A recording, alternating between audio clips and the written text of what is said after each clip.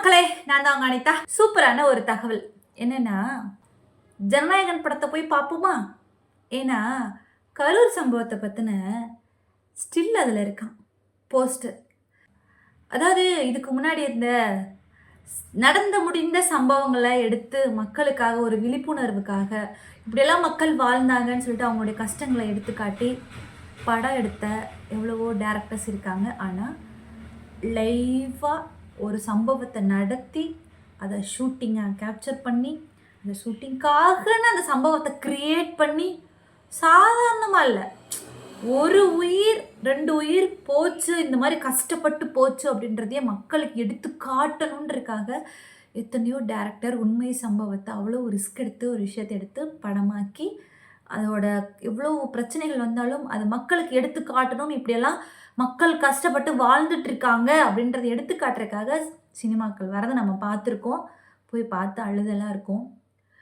ஆனால் இப்போது சினிமாவுக்காக ஒரு கஷ்டத்தை ஏற்படுத்தி அப்படி ஒரு நிகழ்வுகளை நடத்தி நினச்சி பார்க்கவே மிக கொடூரமான விஷயங்கள், 41 உயிர் போன விஷயங்கள்.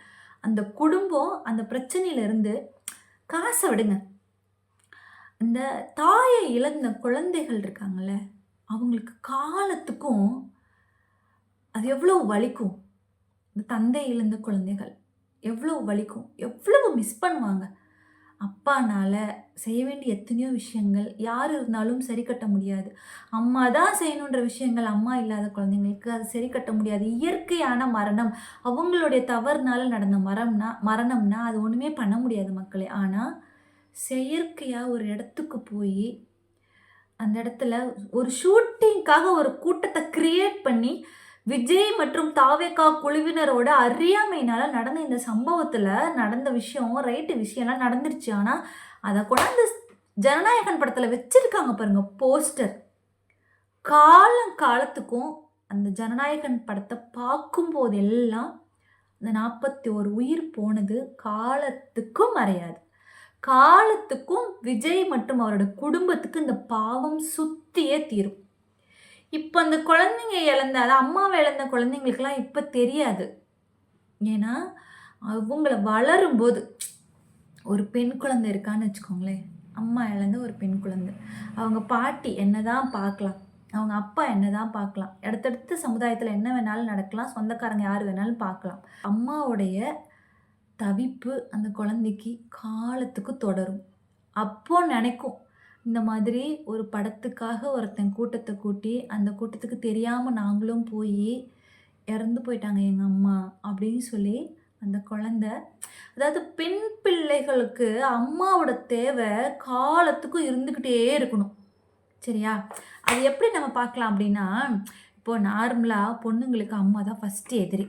சரியா? அப்படி தான் இருப்போம், அது ஒரு ஸ்டேஜ், அந்த ஒரு வயசு. ஏன்னா அறிவுரைகள் சொல்கிறாங்களே, அதனால் அது அப்படி தான் இருக்கும். ஆனால் ஒரு பெண் அம்மாவாக மாறும் பொழுது தான் தன்னோட அம்மாவுடைய பாசனா என்ன, அம்மாவோட அறிவுரைனா என்ன, அம்மாவோட வேல்யூ என்னன்றதை தான் அம்மாவாக மாறும்போது மட்டும்தான் அது தெரியும். இது எத்தனையோ பேர்த்துக்கு தெரிஞ்ச ஒரு உண்மை தான். கல்யாணம் பண்ணி போனதுக்கப்புறமும் இந்த குழந்தை பிறக்கிற டைம்லலாம் அம்மாவோட உதவி கண்டிப்பாக தேவை. அதுக்கடுத்து அடுத்தடுத்து நிறையா விஷயங்கள் இருக்குது. அந்த ஒரு பெண் ஒரு வேலைக்கு போகிறானாலும் தன்னோட தாய்கிட்ட அந்த குழந்தைங்கள விட்டுட்டு பத்திரமா போகிற அந்த ஒரு ஃபீல் இருக்குல்ல, அது வேறு யார்கிட்ட விட்டாலும் வராது. அந்த இடத்துல அந்த குழந்தைங்க அந்த அந்த பொண்ணு அந்த அம்மாவை மிஸ் பண்ணுவா. அப்பயே நினைப்பா, ஜனநாயகன் படத்துக்காக எங்கள் அம்மா போய் செத்து போயிட்டாங்க. இது காலத்துக்கும் தொடரும் மக்களே, அழியவே அழியாத ஒரு சுவடாக மாறிடுச்சு.